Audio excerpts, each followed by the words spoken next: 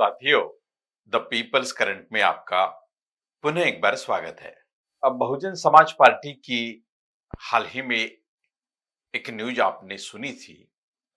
72 घंटे पहले बहुजन समाज पार्टी के नेशनल कोऑर्डिनेटर के पद से आकाश आनंद को हटाया गया।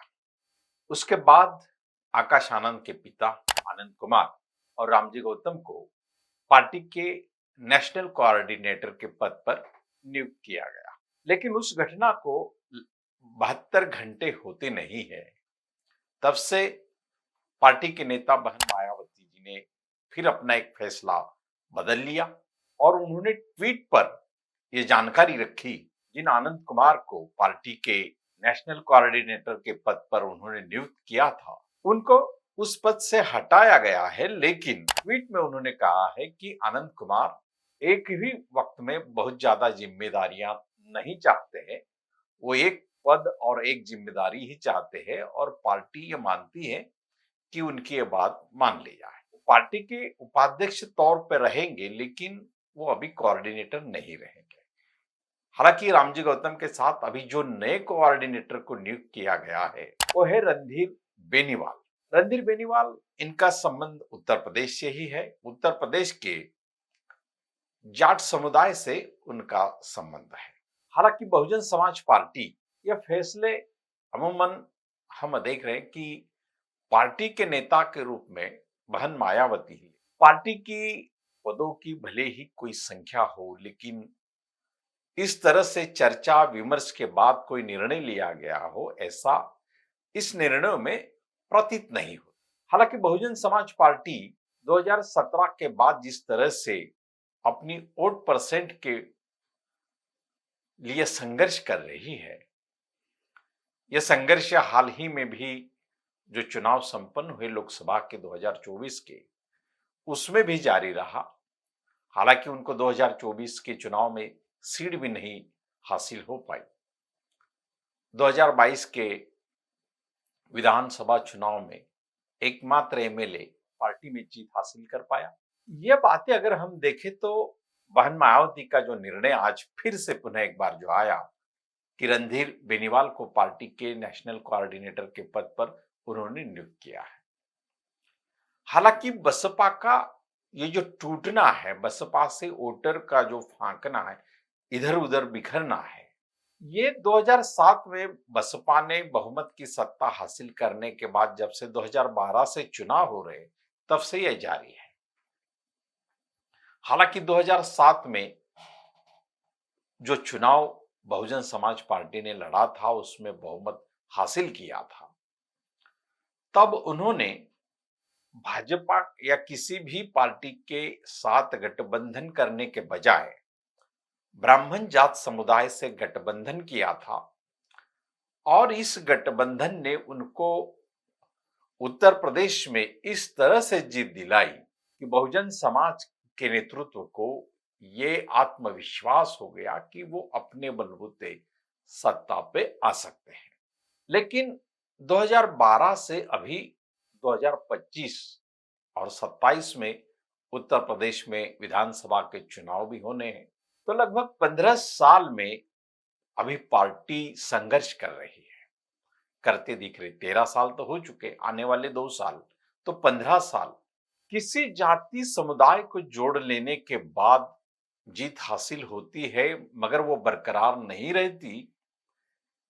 इसके बीच में अगर हम इसके पीछे के कारणों को अगर देखें तो पार्टी, हालांकि जब उत्तर प्रदेश में घोषणा भी हुई कि किसी ऊंची जाति के साथ जो गठबंधन बहुजन समाज पार्टी ने किया, हालांकि उनके विचारों के प्रावधानों में वो गठबंधन विचारों के आधार से सही नहीं था, लेकिन वो हुआ।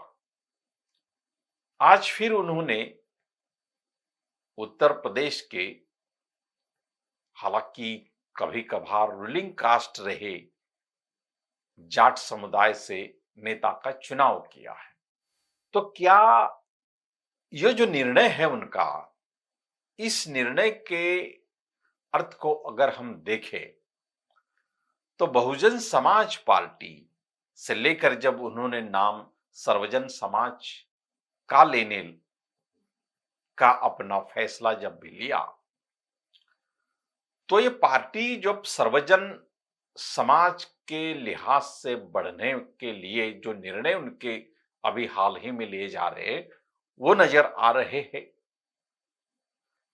अगर ऐसा होता है तो पार्टी जो अपने कोर वोटर्स को अभी अपने तरफ खींचने में भी अभी उतना आत्मविश्वास अभी नहीं दिखाई दे रहा है, और हालांकि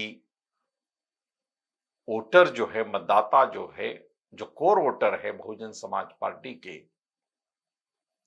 उनमें भी कहीं न कहीं एक झिझक है कि वो दिखाई दे रही है कि केवल अभी निर्णय लेकर वो मतदाता जो है, कोर वोटर फिर से जुड़ जाएंगे, ऐसा नहीं हो सकता, या इसकी संभावना कम रहेगी, ऐसा प्रतीत होता है। फिर क्या बहुजन समाज पार्टी अभी अपना एक तरह से लहजा बदल रही है कि ये पार्टी अब देश के तमाम ऊंची जातियों को अपने में शामिल करके एक तरह से यह विश्वास पार्टी को अभी आ नहीं रहा है कि केवल दलित और ओबीसी, अल्पसंख्यक और आदिवासियों के बलबूते पे हम सत्ता में नहीं आ सकते? क्या ऐसा विश्वास बहुजन समाज पार्टी का बढ़ रहा है? नेता पार्टी को बढ़ाने के लिए, उसको सफलता दिलाने के लिए नए नए प्रयोग जरूर करते रहते हैं, लेकिन नए प्रयोग जब होते हैं तो वैचारिक सिद्धांत जो होते हैं, विचारों के सिद्धांत जो होते हैं, वो सिद्धांतों से हटते नहीं हैं, परे होते नहीं हैं। हालांकि बहुजन समाज पार्टी अपने सिद्धांतों से हटी है ऐसा नहीं ये कह रहे हैं, लेकिन फिर भी जो समुदाय देश का 85% समुदाय है, उस समुदाय से या उस समुदाय को इकट्ठा लाने से सत्ता हासिल करने का विश्वास नेतृत्व खो रहा है क्या? ये निर्णय व्यक्तिगत रूप से नहीं लिए जा सकते, ये पार्टी इस सार्वजनिक रूप से होती है। पार्टी का एक तरह से कैडर होता है, पार्टी की निर्णय प्रक्रिया के लिए एक समिति भी होती है, लेकिन आमतौर पे बसपा के अंदर ऐसा बहुत कम दिखाई देता है, या ऐसा दिखाई नहीं देता। जब भी किसी भी चैनल्स में या मीडिया में जब भी चर्चा होती है तो बहुजन समाज पार्टी के प्रवक्ता को भी अगर बुलाया जाता है तो वो चर्चा में नहीं आते हैं, ताकि पार्टी कमांडोज के आदेश के सिवा, अनुमति के सिवा वो चर्चा में नहीं आ सकते। और लगभग ये देखा गया है कि सार्वजनिक चर्चाओं में बसपा के प्रवक्ता हिस्सा लेने में हिचकिचाते हैं। इसकी वजह आदेश, पार्टी के नेताओं के जो आदेश उनको होते हैं उसके लिहाज से हो सकते हैं। हालांकि ये उनका अंदरूनी मामला है, इस पे ज्यादा टीका टिप्पणी करना नहीं चाहते, लेकिन फिर भी जिस तरह से निर्णय आते हैं कि पार्टी के अंदर अभी अपने ही परिवार के सदस्यों को उन्होंने बाजू में करके जो नया निर्णय लिया है, तो इससे ये दिखता है कि पार्टी के अंदर अभी हर स्टेट से या देश भर से उन रूलिंग कास्ट को भी बड़े पैमाने पे शामिल किया जाएगा। ये नजरिया इस निर्णय से साबित होते हुए दिख रहा है। हालांकि पार्टी को कैसे बढ़ाए, पार्टी को कैसा सक्सेस मिलाए, ये सारी जिम्मेवारियां नेतृत्व की होती है। नेतृत्व के तहत अभी कुछ प्रयोग बहन मायावती जी जरूर कर रही है, लेकिन उसके नतीजे, उसके जो परिणाम है, सफल या फिर असफल जो भी परिणाम रहेंगे वो 2027 के उत्तर प्रदेश विधानसभा के चुनाव में नजर आएंगे। हालांकि अभी बहुजन समाज पार्टी देश के दलित पिछड़ों के वर्ग समुदाय में अपनी पैठ बनाए हुए है, उनके संदर्भ में चर्चा होती है, लेकिन जिस तरह से निर्णय अचानक होते हैं उससे जिनके मन में बसपा के संदर्भ में एक सिमती है या वो चाहते हैं कि ये पार्टी आगे बढ़े, उनके साथ जुड़ने का उनका इरादा है, उन लोगों को भी ऐसे निर्णयों से जो धड़ाम से आते हैं उससे कहीं ना कहीं क्षति पहुंचती, या वो ऐसे निर्णयों के साथ कितना रह सकते हैं ये बात देखते ही बनती है। लेकिन बसपा का अंदरूनी मामला होने के बावजूद जिस तरह से बसपा सर्वजन समाज की पार्टी होने का अपना निर्णय बढ़ाने की कोशिश आने वाले दिनों में करेगी, ये इस निर्णय से दिखाई दे रहा है। और हो सकता है कि देश में अब बहुजन और सर्वजन ऐसा विभाजन के बजाय हो सकता है कि सर्वजन समाज ही पार्टी का मुख्य अंग बनेगा।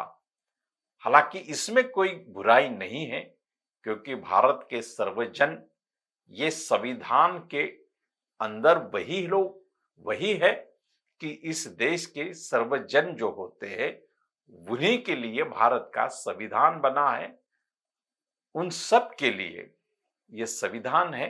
तो ये कोई संविधान से विपरीत संकल्पना नहीं है, लेकिन फिर भी सामाजिक तौर पर अगर हम देखते हैं तो संविधान के अंदर सर्वजन या सभी समाजों के लिए सारी चीजें अगर है भी, लेकिन फिर भी उसी संविधान में 340, 341 और 342 आर्टिकल का भी समावेश है। और ये वही लोग हैं जिसको भारत में 85% समुदाय करके बहुजन समाज पार्टी ने ही प्रचारित किया था। तो वो 85% समुदाय अगर अपनी सत्ता के लिए पार्टी को बनाते हैं और उसको बहुमत से सत्ता में भी लाते हैं, लेकिन उसके बाद अगर वो पार्टी उसकी जो धरोहर है, उसकी जो जड़ें है, उसका जो कोर समर्थक है वो उससे हटने लग जाए, ऐसी स्थिति में अगर आ जाती है तो निश्चित तौर पे ये केवल पार्टी के अंदर विचार करने की संभावना की बात नहीं। धन्यवाद।